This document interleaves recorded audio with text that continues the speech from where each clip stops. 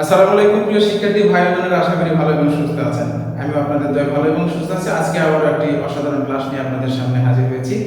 এই প্রশ্নটা বিভিন্ন পরীক্ষায় বারবার এসে থাকে, তারপরও এই প্রশ্নটা অনেকেই ভুল করে থাকেন।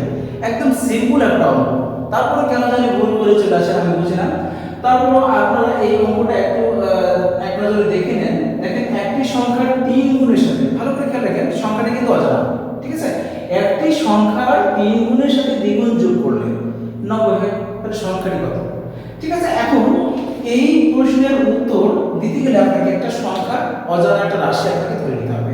সেটা x ধরবেন কিংবা ক ধরবেন, যে কোনো কিছু। আর মনে করেন সংখ্যাটা ক, তাহলে ক যদি হয় তাহলে দেখেন কি বলেছে প্রথমে।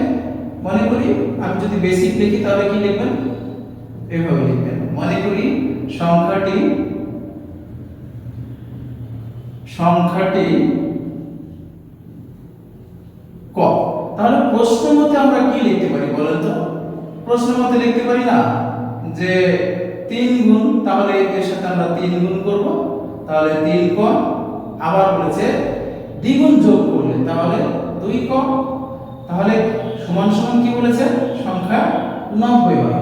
তাহলে 3 গুণের সাথে দ্বিগুণ যোগ করেছি, তাহলে কত গুণ? দুইটা যোগ করলে কত হবে বলেন তো? 5 গুণ 5 ক।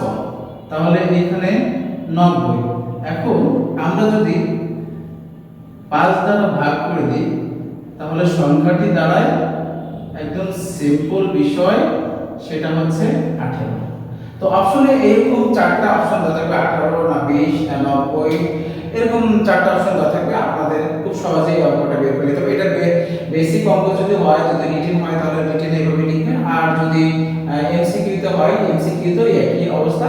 জাস্ট খালি মনে মনে ধরে নিতে হবে 3 আর 2 এর যোগ করলে 5 হয়, আর 5 দিয়ে ভাগ করলে 18 হয়। একদম সহজ।